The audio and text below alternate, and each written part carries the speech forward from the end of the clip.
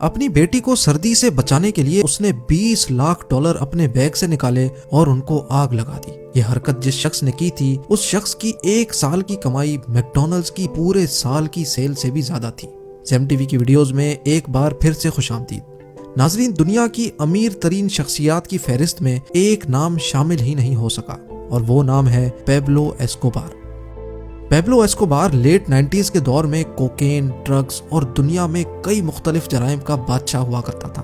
Pablo Escobar کے drug smuggling net work نے اس کو حد سے زیادہ امیر بنا دیا تھا۔ بے شک اس کی وجہ سے ان گنت زندگیاں تباہ ہوئیں اور اس کا کمایا ہوا پیسہ غیر قانونی طریقوں پر مبنی تھا، لیکن 1992 میں پیبلو ایسکوبار $30 بلین کا مالک تھا۔ برونائی کے سلطان کے بعد پیبلو دنیا کا دوسرا امیر ترین شخص تھا۔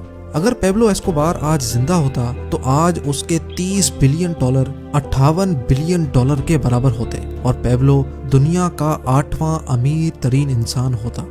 پیبلو ایسکوبار کی ڈرگ سپلائی کا نیٹ ورک اتنا پاورفل تھا کہ پورے 90% امریکہ کو کوکین صرف ایسکوبار کا نیٹ ورک ہی سپلائی کرتا تھا اور پوری دنیا کا 80% حصہ ایسکوبار کی ڈرگز پہ انحصار کرتا تھا۔ اس خطرناک سپلائی نیٹ ورک کو بہامس کے ایک آئی لینڈ سے چلایا جاتا تھا اور وہ آئی لینڈ تھا پیبلو ایسکوبار کا ہیڈ کوارٹر۔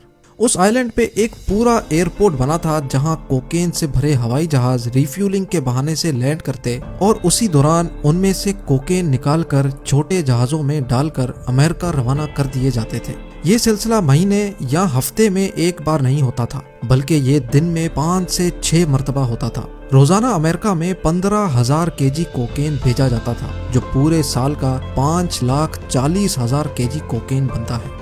جی ہاں، پورے سال میں پیبلو 5,40,000 kg کوکین صرف امریکہ میں بھیجتا تھا اور اس وقت امریکہ میں صرف 1 kg کوکین کی قیمت $70,000 ہوتی تھی، جس کا مطلب یہ ہے کہ ایک سال میں ایسکوبار $378 بلین کی کوکین صرف امریکہ میں سیل کرتا تھا اور یہ پورے 16 سال تک چلتا رہا۔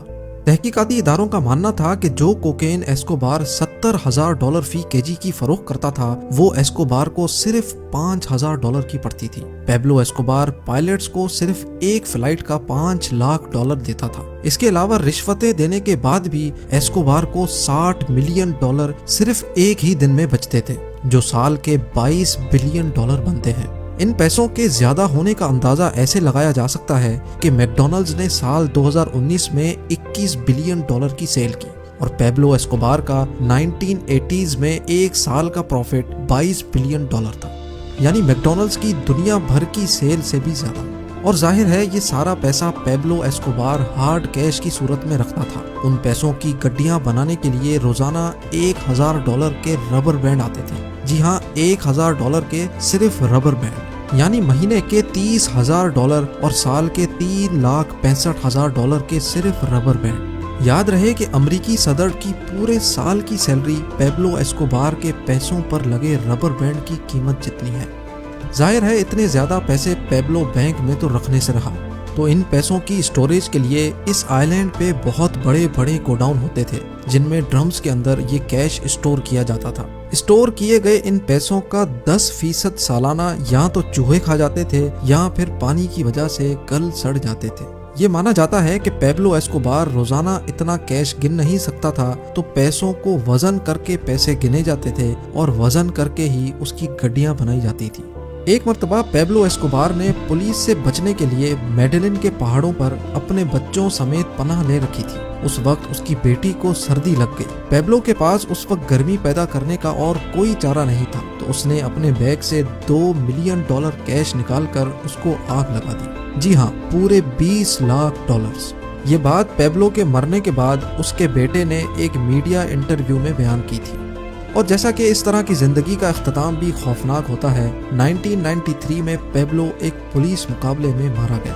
پیبلو کے قصے آج تک پوری دنیا میں ایک مثال بن کر رہ گئے ہیں کہ انسان جتنا بھی امیر ہو جائے اس کو ساری دولت اسی دنیا میں چھوڑ کر جانی ہے۔